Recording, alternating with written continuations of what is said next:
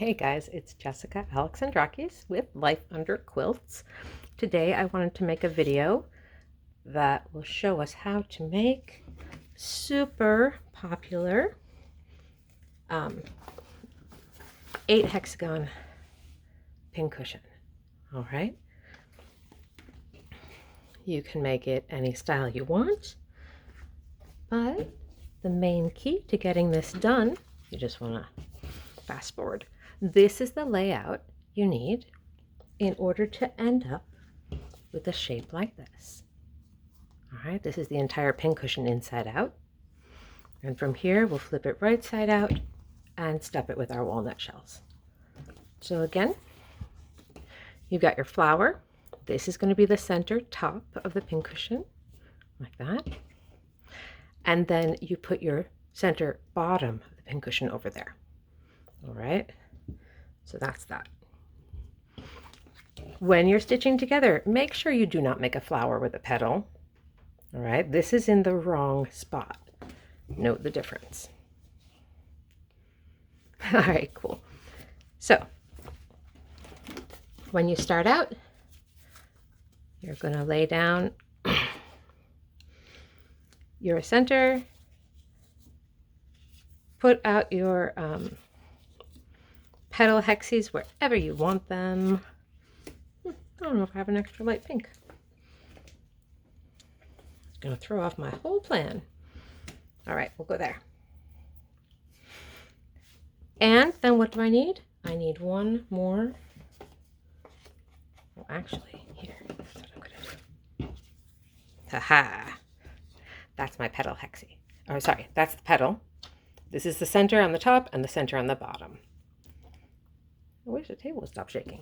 Okay, so how do we stitch these guys together? I typically start after basting my hexies with thread.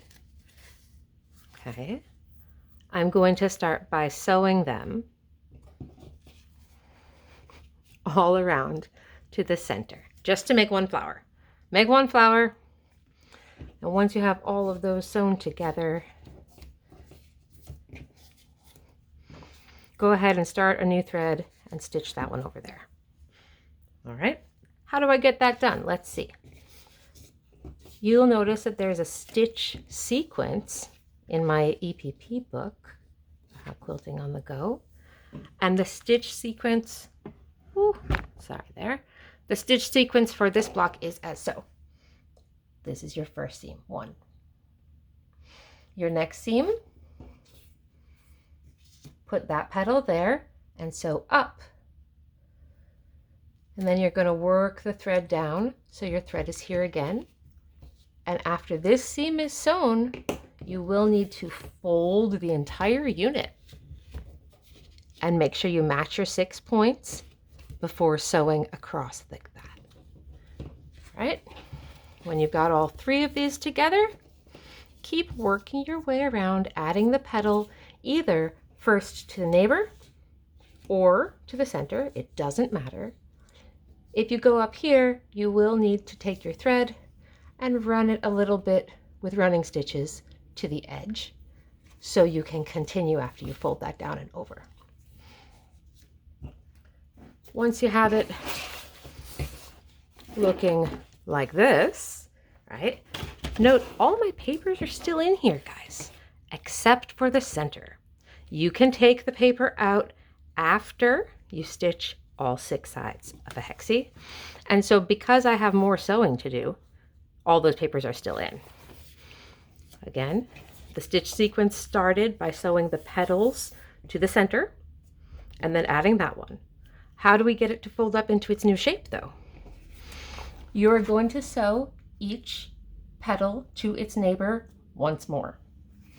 So you sew here, and here, and here, and here, and there, and the last one right there.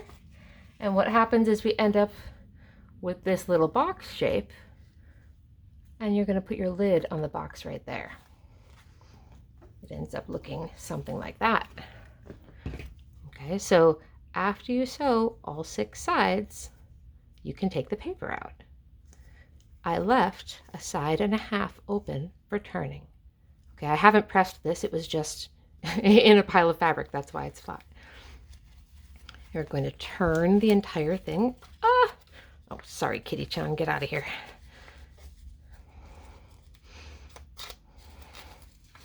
Ah! You're going to turn the entire thing right side out. You can use some tool to push it out if you want to. What I have around here? My favorite herringbone marker. I'm going to go ahead and just run it around. Have it help me poke out some of the points there. Not too hard because you will poke right through the cotton. It's only cotton. All right. Look at your opportunity to fussy cut in this pattern. Oh my gosh. And once you've poked out and turned it right side out, there you go, guys. That's the pin cushion with a hole here now to enter my stuffing. All right, you can go ahead and use polyfill or lavender or scraps of any kind, but I like to use ground crushed walnut shells, which they sell in the pet supply places and of course on Amazon. And that makes for a nice weighty pin cushion. Here's another example in a different shape, still done with English paper piecing. Right, that pattern's in the book. But it's really heavy and it's good for holding fabric on your table, making your camera shake. It's also great for storing everything else, you know, right in here and having it always close by. So congratulations if you've gotten this far. If not, hit pause, go back,